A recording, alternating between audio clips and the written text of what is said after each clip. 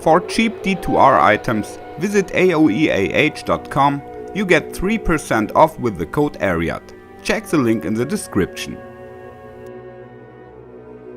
Hello and welcome everybody. In this video you will learn everything about super chests, what they can contain and where to find them. Many players know about the super chest in lower Kurast, but there are many more that are less known. But let's start with the basics. As every player should have noticed, there are various crates, barrels, lootable corpses and other stashes in the game that can spit out a drop. These drops are usually quite small. The loot table depends on the area, but differs from those of the monsters. Locked chests have better chances to drop items. Besides runes, gems, potions and stuff, only blue or yellow items are possible. Magic Find improves the chances here.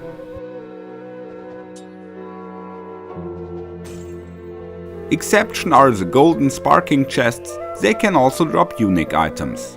Magic Find does not work here, but extra gold from monsters, and the drops are usually much larger and more colorful than when opening regular stashes. You all have seen the sparking chests yet, you can find them in various places in the game, e.g. at the end of several caves in Act 1, in the false Tyresha tombs and many other places. Here you can see a complete overview.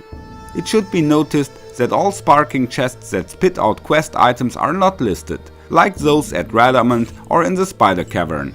They are no real golden chests. You could call them quest chests.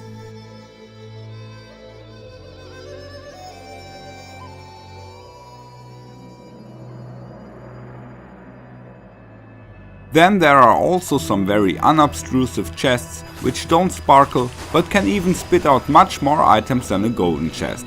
These are the so-called super chests. Also here no magic find works, but the number of players.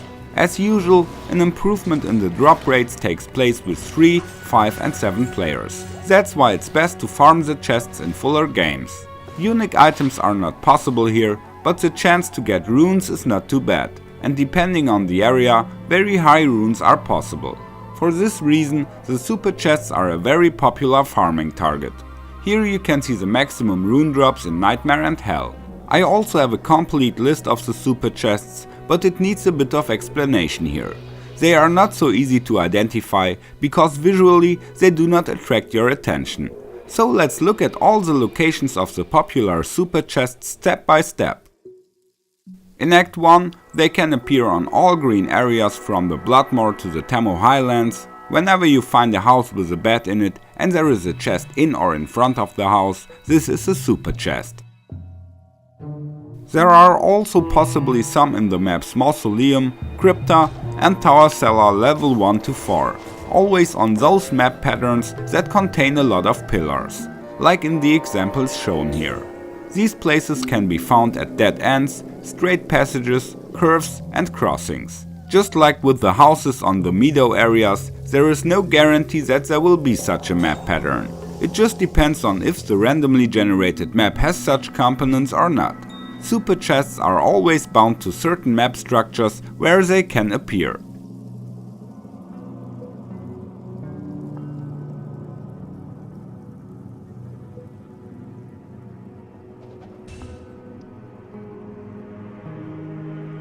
In the catacombs there are sometimes super chests too. You have to watch out for the square rooms that appear in a corner at the bottom right and usually contain an elite or champion group.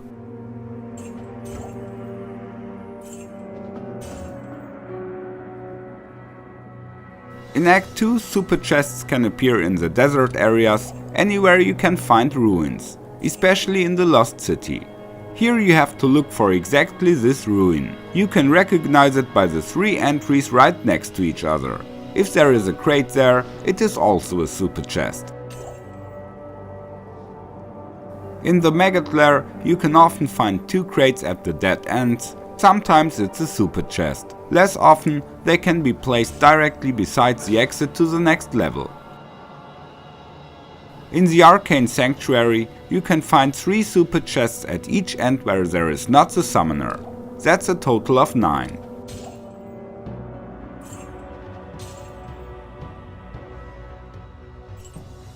In Act 3, bare runes can already drop. Probably therefore the super chests in Lower Kurast are the most popular. You can find them at the campfire, one in the hut above and two in the hut to the left. There are sometimes two campfires on the same map, so you have the chance of up to 6 super chests in a relatively small area.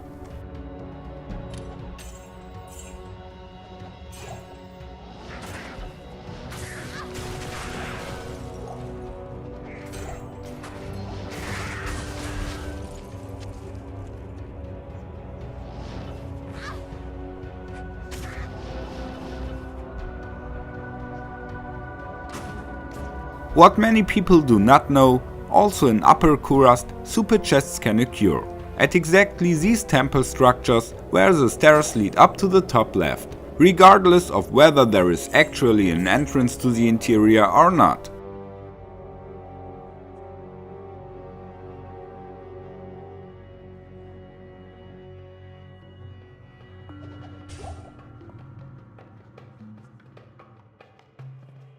In addition, there are also such small rectangular houses in Upper Kurast which are built on a small stony socket and have a front garden. Also here, super chests can spawn.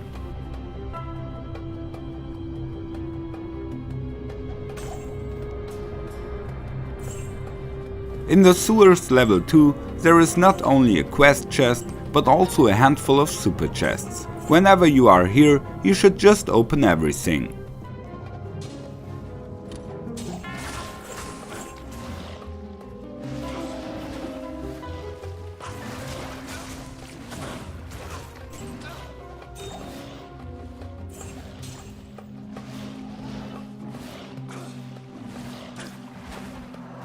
Also in the Durance of Hate level 3 is a super chest, just behind Mephisto in the middle at the border. You should always open it when killing Mephisto.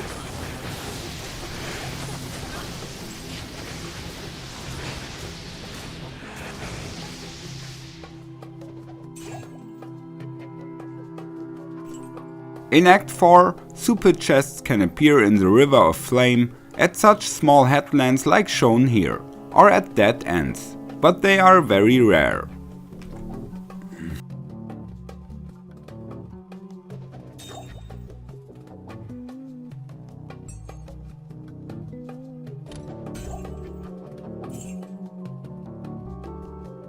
In Act 5 I'm not aware of any super chests, but there are several sparkling chests and in some areas urns which can spawn additional elite groups. Because chests can be locked, you should always have keys, unless you play an assassin.